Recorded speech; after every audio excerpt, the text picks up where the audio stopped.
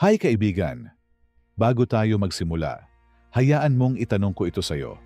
Posible bang ikaw ang laman ng isip ng isang babae kahit hindi ka niya pinapansin? Ang sagot ay oo.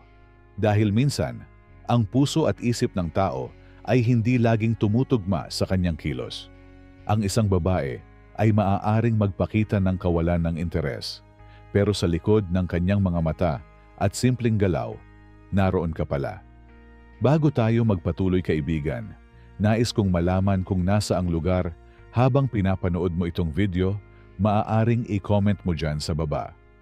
At sa mga laging nakasubaybay sa ating channel, welcome back kaibigan. Okay, balik tayo sa topic. Kaibigan, kung matututo kang basahin ang mga palatandaan, makikita mo na kahit sa katahimikan, may sinisigaw ang damdamin. Kaya manatili ka hanggang dulo dahil ibabahagi ko ang 10 Stoic-inspired na senyales na ikaw ang nasa isip ng babae kahit hindi kanya pinapansin. Pero bago tayo magpatuloy, huwag mong kalimutang mag-subscribe sa channel na ito para sa mas marami pang usapang Pinoy Stoicism at makabagong payo sa buhay at pag-ibig. Kaibigan, minsan, ang pinakamatinding palaisipan sa puso ng lalaki ay ito. Paano mo malalaman kung ikaw ang laman ng isip ng babae kahit tila wala siyang pakialam? Hindi lahat ng damdamin ay ipinapakita ng lantaran. May mga babae na mas tahimik, mas pinipiling itago ang kanilang iniisip. Ngunit kahit gaano nila gustong itanggi, lumalabas pa rin ito sa maliliit at hindi sinasadyang kilos. Mapapansin mo, kahit hindi siya diretsyong nakikipag-usap, bigla siyang nagiging aware sa presensya mo. Kapag dumarating ka sa isang lugar, may bahagyang pagbabago sa kanyang kilos. Parang mas nagiging conscious siya, mas inaayos ang sarili, o biglang nag-iiba ang tono ng boses kapag may ibang nakakarinig. Minsan, mahuli mo siyang sumusulyap kahit 1 segundo lang, tapos agad niya itong itatago na parang walang nangyari. Kaibigan, huwag mong isipin na ang katahimikan ay kawalan ng damdamin. Sapagkat ang babae na ayaw magpakita ng kahinaan, madalas ay siya ring nagtatago ng pinakatotoong nararamdaman. At kung ikaw ang iniisip niya, makikita mo ito sa mga simpleng bagay, sa paraan ng kanyang pagtatanong sa ibang tao tungkol sa iyo, kahit pa hindi direkta, sa pagbibigay pansin sa maliliit na detalye na tungkol sa iyo, kahit hindi kayo nag-uusap. Ayon kay Marcus Aurelius, the soul is dyed with the color of its thoughts. Kung ang isang babae ay palaging naiisip ka, hindi niya kayang itago ang kulay ng kanyang isip. Lalabas at lalabas ito, kahit sa mga kilos na pilit niyang itinatanggi. Kaya ngayon kaibigan, narito na ang 10 paraan kung paano mo malalaman kung ikaw ang laman ng isip ng isang babae kahit hindi kanya pinapansin. Una, bantayan ang kanyang mga mata. Sabi nga nila, ang mata ang bintana ng kaluluwa. Kapag nahuli mo siyang biglang umiwas ng tingin o tila sinusubukang hindi tumingin sa iyo, iyon mismo ang palatandaan na may iniwasan siyang ilantad. Ayon kay Marcus Aurelius, the soul becomes dyed with the color of its thoughts. Ang iniisip ng tao ay palaging lumalabas, lalo na sa kanyang mga mata. Pangalawa, pakinggan ang kanyang boses. Kahit patila wala siyang interes, mapapansin mo kung nag-iiba ang tono kapag ikaw ang kausap niya. May kakaibang tensyon o lambing na hindi niya kayang maitago. At dito mo makikita na ikaw nga ang laman ng kanyang isip, kahit sinusubukan niyang maging neutral. Pangatlo, obserbahan ang kanyang kilos kapag nariyan ka. Napapansin mo bang bigla siyang nagiging conscious? Inaayos ang buhok, pinapantay ang postura, o tila hindi mapakali. Iyan ang mga simpleng galaw na nagsasabing, ikaw ang dahilan ng kanyang pagkailang. Pang-apat, pansinin kung binabantayan ka niya kahit malayo. Hindi man siya lumalapit, pero parang alam niya ang galaw mo, kung sino ang kasama mo, saan ka pupunta. Ang taong walang pakialam ay hindi maglalaan ng oras para mapansin ang mga iyon. Ayon kay Marcus Aurelius, Pay attention to what's in front of you, the principle, the task, or what's being portrayed. Kung nakatuon siya sa iyo, kahit hindi niya inaamin, ikaw ang laman ng kanyang isip. Panglima, obserbahan ang kanyang kilos kapag may ibang babae sa paligid mo.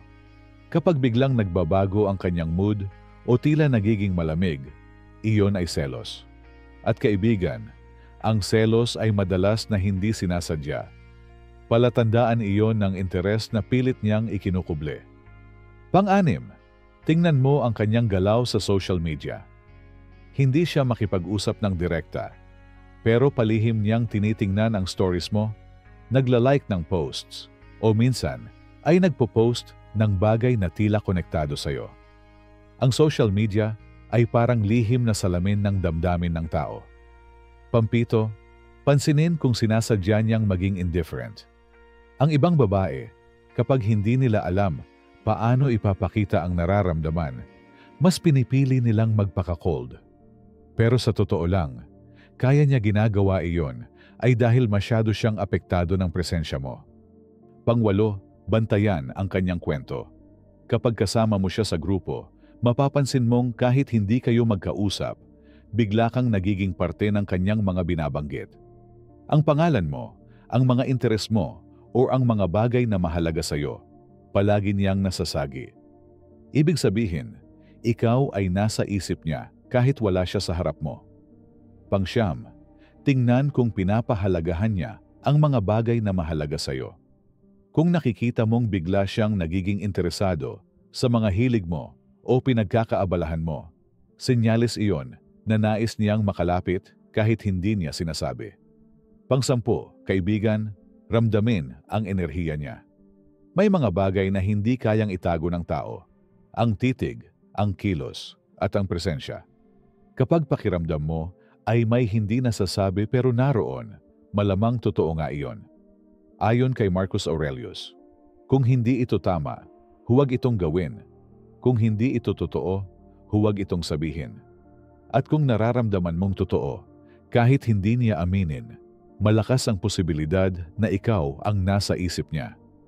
Kaibigan, ang sikreto ay hindi sa dami ng salitang lumalabas sa kanyang bibig, kundi sa bigat ng kanyang katahimikan.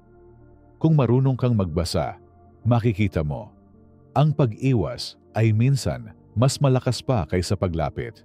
Ang tahimik na sulyap ay minsan mas totoo pa kaysa mga matatamis na salita.